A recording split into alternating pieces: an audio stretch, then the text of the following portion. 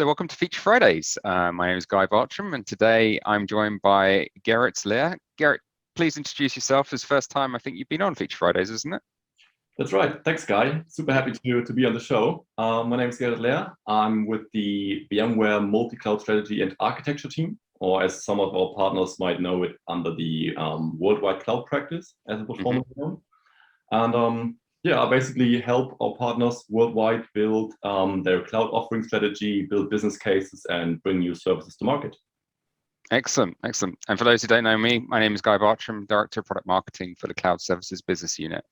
And today, one of the things, great having you on first off, and specifically having you on because you are the main person who's been driving a lot of the white papers around TCO and business analysts in terms of driving and delivering a VMware cloud service using Cloud Director and what that means to a service provider, right? Exactly, yeah. So what we've done last year is I published a white paper about how to build a compelling TCO model for cloud providers on the VMware Cloud Provider platform. So this is basically about the TCO of building IaaS, infrastructure as a service offerings. And since the feedback of that was fairly great, we decided to turn this into a series of white papers. And because of that, we now published a second one, which really looks at offering Kubernetes as a service and modern application platforms and managed applications. Interesting, because it is one of the things that I think partners struggle with is, should they be building a cloud based on VMware tech, or should they be going directly to a hyperscaler and using someone else's infrastructure? And what you were able to show with the first white paper last year was that there is a clear business opportunity for service providers just to deliver base infrastructure as a service, right? Yeah, absolutely. So one thing that we wanted to focus on is really, not just the technology view, like how can partners provide similar services to what customers would expect from a hyperscaler, but also what the business the business side of that looks like for our partners. So what's the TCO? How can they build this in a competitive way? And how can they price this in a way that is compelling to their customers? And when you're talking about TCO, I know you're not talking about ROI, you're only talking about TCO at this point. Do you want to kind of give some highlight about why that is and why TCO is a very important metric to track? Yeah, absolutely. So a lot of times, our customers or our partners are challenged on their pricing models and on their price point in general, because obviously there's a lot of choice in the cloud market out there. And on the other hand, a lot of architectural decisions are made purely based on technical capabilities and technical decisions, right? So we need to bring these two aspects together in our provider's business to make sure that the architectural decisions that are made have an impact, or the right kind of impact, on the total cost of ownership. And that includes, not just the hardware and the software licensing, but also the labor efficiency, the degree of automation and scalability of a platform. And that then leads to our partners being able to compete in the market and also sustain the margin that they need. Yeah, that's critical, right? It's all about the level of margin that they want and actually how they're going to get that. Okay. It's also important to give partners the ability to discount their offerings if they have more strategic projects or larger deals with their customers. So you want to make sure that you have a fairly high margin, which you can also discount depending on the strategic importance of any given deal, right? Yeah, and I guess this is an area, lots of providers struggling with pricing and packaging. What are some of the things that, in your experience, service providers do maybe a good practice versus a bad practice for pricing and packaging? Yeah, so there are basically two choices that customers have or partners have when it comes to packaging and pricing, right? The first one is, taking the same metric that we kind of charge them on a license level, and just giving this or applying the same model to their customers' pricing and packaging. And sometimes this is a bit hard to sell towards the end customers. And it's also not necessarily the exact same way that a hyperscaler would charge their customers. And typically those customers would demand some ability to compare prices. So a lot of partners need to want to make sure that their pricing metric is the same as what a hyperscaler offers. So this can be a good thing in terms of, it's comparable and you can, compete on the actual price. But the downside is that, you're competing on price, right? You're making yourself more comparable. And this is, one of the first decisions that a lot of partners take. And they're partners doing it one way and other partners doing it the other way. And the second important question is, are you going to package and price your services in a very granular fashion, like a hyperscaler would do, or you're actually bundling it to a more compelling solution, like adding professional services and managed services on top, which is something that customers don't get from hyperscalers, right? So there we have a degree of differentiation in the packaging and pricing approach to their services. Yeah, it's a really important point. I mean, just to go back to the pricing metrics. So, we charge per vGigabyte reserved RAM, which is quite a complicated thing when you think about it. I mean, it's great in terms of its consumption utility-based model, pretty much across the board of all the portfolio. But it's really difficult then to say, well, actually, this VM is going to cost you, $100 a month in VMware for licensing, versus, if you look at a hyperscaler, you can see the unit consumption very clearly. And I think that's one of the challenges that service providers have, is actually translating that price. But there's other things in there that you need, right? I mean, there's the hardware, there's the operating system that you're going to be selling, there's the virus protection, backup, support, everything else that you're going to be there. Before you get to a kind of baseline cost, there's all of these components that you need to package and bundle with it, right? Yeah. And that's something that we want to make sure with the first and the second white paper as well, is really capturing all the costs and especially pointing out things which are often overlooked by providers when they do their first high-level cost analysis, right? So things like ITSM management for back-end services that they're adding to their managed services, or shared infrastructure resources, and of course the full labor cost, including unproductive times or cost for training of staff and so on. So everything to go in there in order to have a solid understanding of what the cost structure actually is and how much margin you can achieve with a market competitive price. Yeah, that's an uber list when you think about it. I mean, that's incredibly complex just try and lock down and try to get an idea of. I mean, when you start looking at the back end billing systems and configuring billing and, like you say, service management, there's a hell of a lot of stuff which most of the product managers who are in those sort of scenarios probably won't have any visibility on. It'll be kind of back end stuff. But you're absolutely right. If they can, I mean, my kind of view on this is I always want to see a cost to produce the unit that you're selling. So if you're selling per VM or you're selling per gigabyte or whatever it might be, how much was operational support, delivery, hardware, licensing, everything else in that unit, and then you can clearly work out your margin on top. And trying to get it down to that kind of base unit is really hard. And the other thing you hit on absolutely correctly is the value selling around, don't go in there, I guess, with an apples for apples comparison to a hyperscaler, because they've got very big shoes and they're going to be able to beat you over the head with pricing. You're going into it as a VMware cloud provider because you're selling the value of a VMware cloud with managed services on top. And that's like the critical differentiation, is when people start saying, well, you're more expensive in Azure. Well, probably, of course, we're always going to be more expensive in Azure or AWS. We don't have 16 billion in budget for data centers this year, sorry. But what we do have is we have a VMware cloud, and and have used that, Mr. Customer, in your on-premise. That's the Rolls Royce of uptime and operational capability. And it's going to provide you the service that you want for your enterprise needs, which is a big differentiator. I just want to zoom into one other thing as well. You mentioned resource shared infrastructure. And one of the kind of key differentiators I see, maybe rightly or wrongly, and let you correct me on this, is hyperscale clouds don't do resource pooling.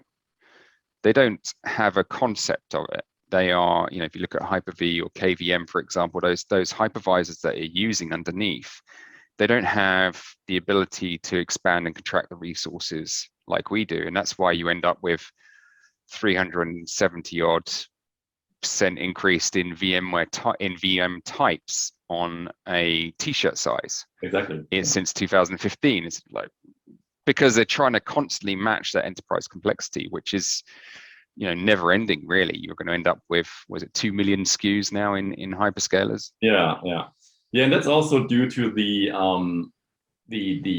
change in new hardware generations coming up, right? And different virtual machine types being offered from these hyperscale providers. So they always need to make sure that the resources are scheduled in the best perfect way and that the hardware is utilized, right? So that's why they can't really mix and match on one federated platform. They'll have separate hardware types and separate VM instance types on top of that.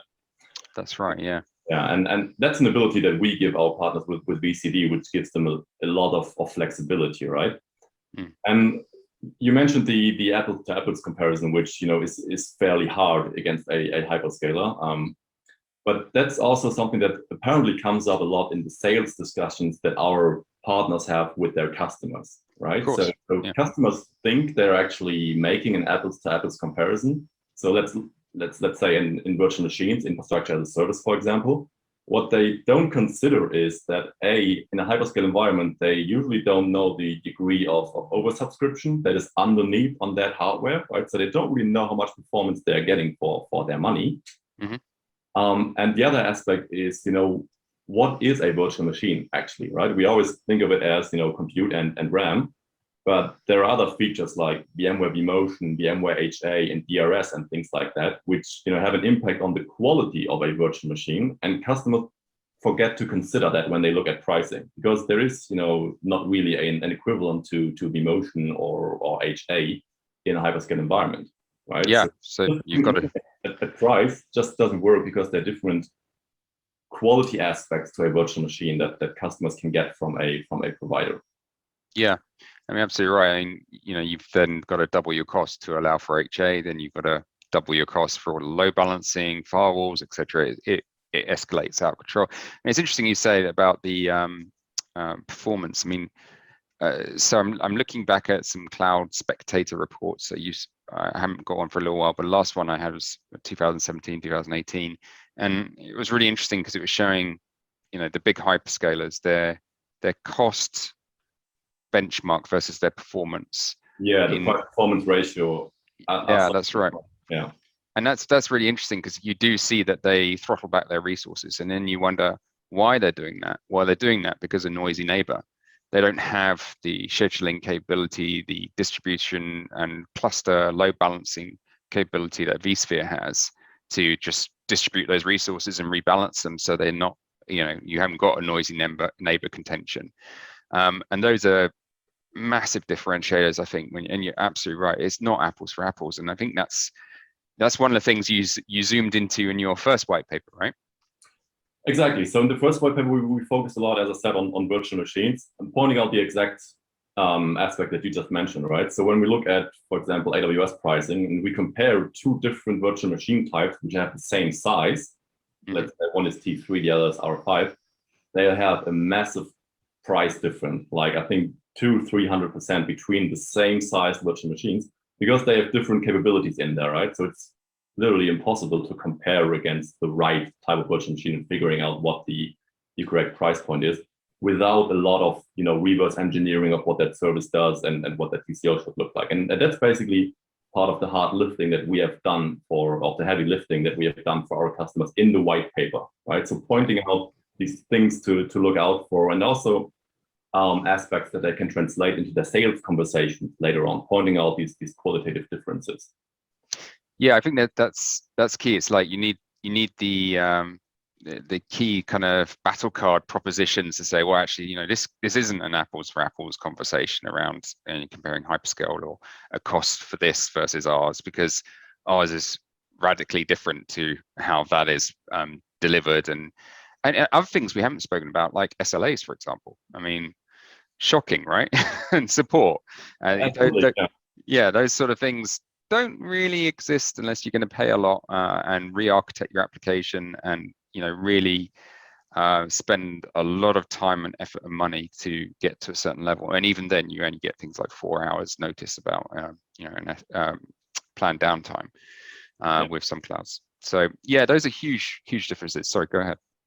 Yeah, no, I was just going to say that again links back to these quality aspects of virtual machines, right? Where in the fine print of hyperscaler SLAs, and I'm not saying that's a bad thing. It's just important to be aware of, is that the higher SLAs that they will grant you are only based on multi-regional or multi-availability zone virtual machines, right? Yeah. Because there is no redundancy in their hardware layer or in the virtualization layer, and on VMware clouds, we can do this, right? Because we have HA and vMotion and things like that. So it'll be easier for customers to achieve these SLAs and have them financially backed through the contract with a VMware cloud provider, especially when we're talking about legacy workloads or traditional workloads where there is no high availability on the software layer. Exactly, and I guess one of the other things that I often hear, and I don't often hear it anymore. I used to hear it, and this was really kind of our own fault, I think, at the time, is that we were only really delivering infrastructure as a service. That was kind of the only thing that you could do with a VMware cloud. And now, and your second white paper alludes to this, is that there's a drastically different proposition all the way up the application stack that we are able to offer. So when we talk about our total cost of ownership and what we're trying to do with our service providers in terms of giving them a more sticky portfolio, now I think you have probably 30 more different service offerings, 40 more service offerings. If you count all of the Bitnami portfolio, 230 odd. But there's a huge amount now of differentiation you can offer. Yeah, definitely. And again, there is a differentiation side and a cost side to moving up the stack to more value add or more application focused services, right? So first of all, there is a lot of means to differentiate in that upper layer. Again, this is based on the services that customers or that partners are offering in terms of their cloud platform, but also there's a big opportunity for additional managed services and professional services in that space, right? So that's really the differentiation opportunity, and we're covering that in the white paper as well. But the even more important aspect, or at least just as important aspect, is again the cost structure and the apples to apples comparison. Because when I spoke to a lot of partners about offering Kubernetes as a service on VMware Cloud Director with container service extension and Tanzu Basic and TKG, apparently a lot of times what they heard from their customers again is, well, we looked at your offering and we compared this to AWS Elastic Kubernetes service or Azure Kubernetes service, and it appears that your offering is somewhat more expensive. So there we have again this apples to apples comparison, and with virtual machines, this wasn't easy to compare. With Kubernetes, it's even more complicated to actually compare this, and we're pointing out a lot of these aspects in the white paper as well. And one of the key examples is, for example, what a lot of customers would do is look at a hyperscale Kubernetes offering at the master and the worker nodes and take that price point and apply it to what a VMware cloud provider would charge them. Now, what they don't consider is that in a Kubernetes environment, you will typically have plenty of load balancers and other services, network services, traffic in and out, container registries, and so on. So all these features are going to cost you an extra amount of money in a hyperscale environment, whereas in what a cloud provider would typically offer already includes NSXT in the advanced edition, for example. So all these load balancing and firewalling capabilities would usually not cause an incremental cost for the provider. So to make an apples to apples comparison, you need to pay attention to all these adjacent services, which always go hand in glove with Kubernetes itself. Yeah. Right? Yeah, so just take me through a little bit more of the detail behind that. So Kubernetes is one big focus of the second white paper, isn't it? And I mean, there's your kind of infrastructure as service, which you covered in the first white paper. What's the second white paper kind of containing in terms of product capabilities and coverage? Yeah, let me maybe share 2 quick slides on that to make it a bit more visible. Do you see my screen? Yep, that's it. So in the last year, ever since I think VCD 10 or 10.1, we've pushed this idea of a developer-ready cloud towards our partners, right? And in that messaging, we rightfully focus on a lot of the VMware Tanzu related features and products that we have in there. So VMware Tanzu, as most listeners will know, is our modern application portfolio. It's a portfolio of different products inside of VMware. And many of these play an important role in offering, first of all, Kubernetes as a service. So container services on top of the IaaS VMware Cloud Provider platform with VCD. So there's Tanzu Basic, which includes Tanzu Kubernetes Grid as our Kubernetes distribution. And there is the Bitnami Community Catalog for virtual machine and containerized application packages. Those packages are made available through the App Launchpad extension, so the application marketplace in VCD. Mm-hmm. And we also have the so-called container service extension, which is a way to offer open source, free of charge Kubernetes on VCD. So we focus a lot on that messaging, but what I thought wasn't, covered in enough detail is all the other products which are down there in the blue bar where it says VMware Cloud Provider Platform, which also have an important role in that Kubernetes and modern apps ecosystem. So I wanted to focus on not just the Tanzu and modern apps per se parts, but also the rest of our offerings towards partners that's important to offer, first of all, Kubernetes as a service and from their managed applications. So okay, so things like what? Yeah, so the outcome of that is what you see here. Let me walk you through the details. Okay. So the first thing which basically all partners will want to offer on that journey to becoming a modern apps service provider is starting with containers as a service or Kubernetes as a service. So that's the part you can see down here in purple. So besides Tanzu and VCD itself, there is NSX Advanced playing a super important role in that, right? Because that's what enables container networking and container load balancers or Kubernetes load balancers, right? So this is something that we include in the white paper and that we look at from a cost and from a value perspective. And from there are plenty of value add services that partners can layer on top. So first of all, there is monitoring of these Kubernetes clusters, which is something that partners can offer today with vRealize Operations Advanced, right? That includes monitoring for Kubernetes and the Kubernetes worker and master nodes. And even one layer on top, when we bring Bitnami and all those Bitnami application packages into the equation, partners will typically want to address that opportunity of offering managed applications on top. And this is where vRealize Operations Enterprise and especially the True Visibility Enterprise Suite come into the bigger picture. Because there are, agent-based or agent-less monitoring capabilities for many of those Bitnami packages that you would find in a modern apps environment. So think about front-end applications using Apache HTTPD or Nginx, or message queues like MQ, or a really broad range of database services, whether it's NoSQL like MongoDB or Cassandra, or relational database services like MySQL. So many of the products that partners have used from our portfolio, especially vRealize Operations, have an important or provide important features for that next level of modern application services.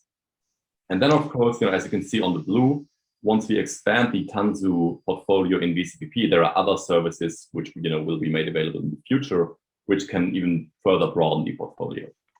Yeah, I think this is a great slide, and this is really interesting because one of I think the big confusions is what is available in the portfolio today for our VCP partners to use, and what's free and what's not free, or sorry, what's included in your Flex Core versus what's not included in your Flex Core. So when I look at this today, what's that kind of look like from a cost perspective? Yeah, so first of all, you mentioned a super important point. So the white paper and all the calculations that we're doing is based 100% on products which are available to all partners today, right? Okay. So we draw like a long-term vision and roadmap that include Tanzu services which are not GA today, but all the calculations and services that we propose in detail are there for all partners to use today, right? Mm-hmm. So that's a super important aspect. In regards to cost, so as I said, first of all, there is the VCD Flex Core charge for running the infrastructure virtual machines, and then there is an add-on price for Tanzu Basic on top. So that's the capability of providing Tanzu Kubernetes grid clusters through VCD. And what's required for that today is NSXT Advanced, right? So that's an additional charge, which sometimes concerns our partners. But from there, it's really important to have your sales message together and point out that through NSXT Advanced, you'll be offering a lot of networking capabilities and services which you should monetize towards your customers, right? Mm-hmm. So I mean, it's not just that NSXT is a cost factor; it's also a means to sell additional firewalling, microsegmentation, and load balancing capabilities, which customers will demand in their Kubernetes environment, right? And that's something that they pay for in a hyperscale world as well. So it's absolutely a chargeable feature on top. Yeah, I think that's an interesting point. A lot of service providers struggle with pulling those individual kind of units out of their offering or talking to the customer about it. And I guess it depends whether you're providing managed services or you're doing self-service a lot of the time. Managed services, to be honest, it doesn't matter what load balance you're running. That's your call, Mr. Service Provider. I'm just running the application. As long as I have kind of suitable performance and SLA on it, that's fine. Whereas some customers might want to deliver this themselves and run it as self-service. So that's equally an important call then, right? Yeah, absolutely. So we touch on both aspects, right? So whether it's a self-service Kubernetes offering or a self-service application package catalog from Bitnami. Yeah. But also, what will this look like from an offering perspective, but also from a cost perspective if partners turn this into a managed service. So there's one section in the white paper which really focuses on if I have VCD and App Launchpad with all those packages, what do I need to put on top to turn this into a managed service business, right? So adding vRealize Operations Enterprise, True Visibility Suite, but also the initial and recurring costs that I will have in my managed services practice, right? So that's important to have an understanding, again, of the total cost of ownership of these managed applications. And from there, see if that's market competitive and, what the price point would look like. I guess, Gerrit, that's quite it's quite an open-ended thing, isn't it? When you start talking about managed services and resources and skills to keep those managed services going, do you cover any of the typical like high in demand stuff? Give the providers an indication on what would be a good starting point to begin this journey on? Yeah, so the way that white paper or both white papers are structured is that we kind of sketch out a hypothetical example partner profile, right? And that's based on a lot of real world conversations that we have had with our customers and with our partners. Okay. In the white paper, that example partner also has a phased approach to bringing these application packages and managed services to market, right? So there's phase one where we look at common web services, including front end servers, back end servers, middleware, message queues, and stuff like that. And then phase two is more about offering developer services, CI/CD, and DevOps tools.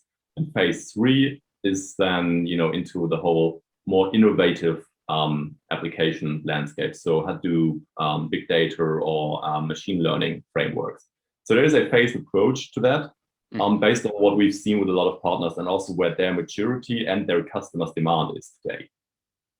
Cool. And you cover it specifically with VCD, right? Or is there a non-VCD option here as well?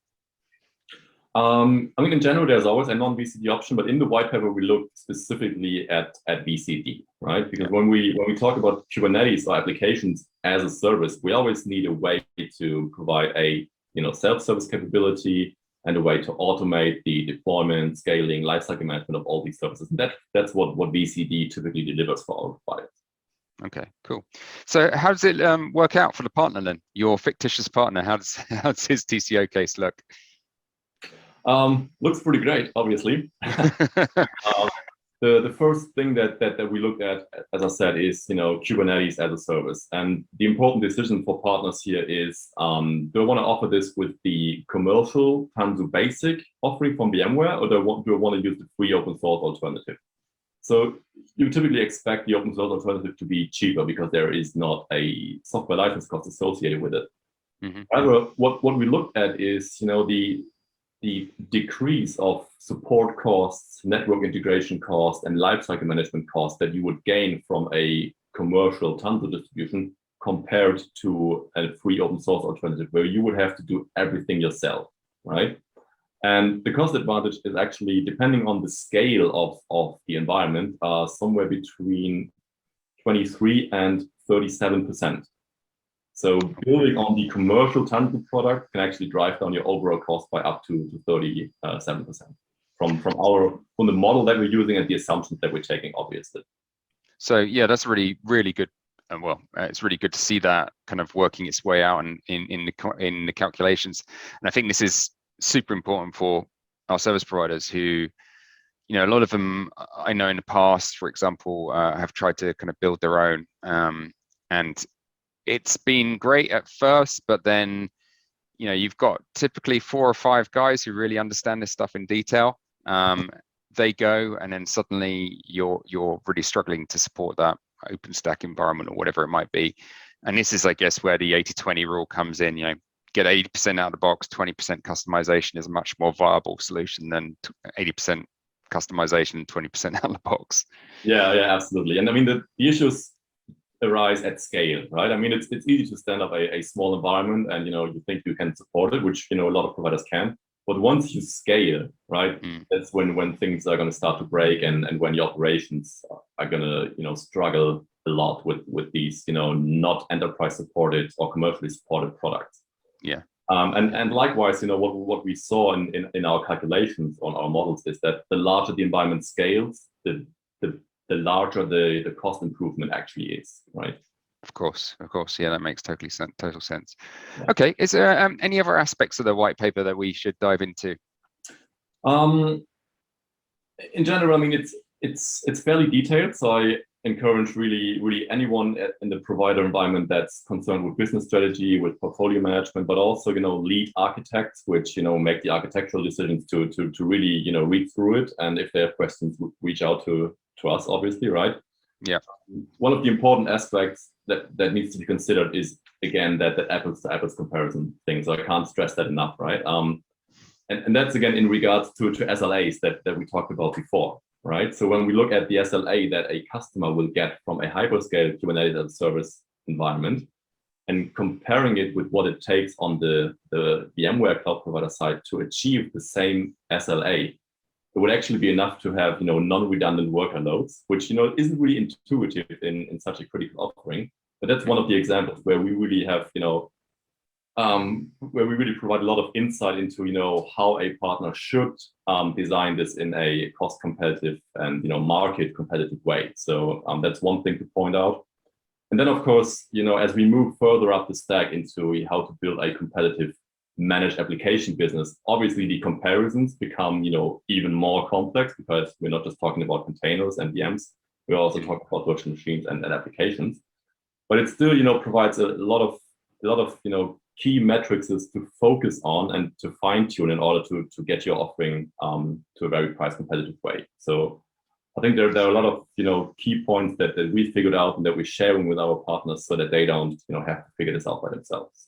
No, I think it's absolutely brilliant, and it's so great to see this investment in your time and your team's kind of research and what you do with cloud providers, bring that into one place, making it available to everyone. And I think that's great because often with our smaller providers, there isn't necessarily a dedicated product manager. Some of them, that hat may be worn by multiple people. Others are bigger and have product management teams, and they can invest the time in doing some really detailed analysis. So this is great to see because it's going to help both sides of the house kind of get to grips with, the things they need to understand, how they need to look at them, ensuring as well that this is aligned with their company strategy and where they want to go as an organization. Not only, just about building a better portfolio, but also is applications. Because one of the things I think that's really critical when you start looking at this play, you're not going to be able to do everything as a service provider. You're going to have to pick your battles and then partner for the other ones. And that's a critical differentiator we're seeing in cloud providers, and the analysts are seeing as well, is that the successful providers of the future are now developing really good partner strategies. So that TCO model becomes even more critical when you're subbing work out to third parties to achieve for you. there's still got to be margin and interest for you to do that. Yeah, and that's one thing we found with both white papers, right? Like virtual machines and infrastructure as a service is the core service for everything you're doing on top in regards to really anything, right? And Kubernetes as a service is the essential foundation for everything that you're going to offer in the modern application space now and in the future. So it's fairly critical to have that one, figured out exactly in terms of costing and competitiveness, because everything you're doing in the future in that space, and it's going to become more and more relevant, is going to, build on this foundation. So this needs to be rock solid. And yeah, from all the work we've done, it just felt like the best way forward to put this into Whitepaper and share with as many partners as possible. Right? Yeah, certainly we've changed our messaging a lot over the last few years, recognizing that sort of Kubernetes is the next generation infrastructure as a service for modern applications. And I think our portfolio now represents the big shift that we've had, not only from VMware with our Tanzu portfolio, but also for what we're doing with our partners and building that Tanzu portfolio in to support them. I think it's great. It's really good to see, and I do feel that this paper and these series of white papers is really well timed, because it's actually a time when more and more customers are asking about their applications. And the opportunity for cloud providers is definitely there now to, they run the infrastructure, so they should, in theory, understand the estate, and this should be a natural kind of progression for them. Absolutely. Yeah, I agree. Yeah. Well, Gerrit, listen, thank you very much for your time today. Obviously, all of the links for all of the white papers will be in the notes below, so please do go and search them out if you find this of interest, and please also provide us some feedback. Gerrit, do you want people to email you directly, or do you have a distribution list for people to provide feedback on? It's probably best to provide feedback in the notes or in the comments for the post.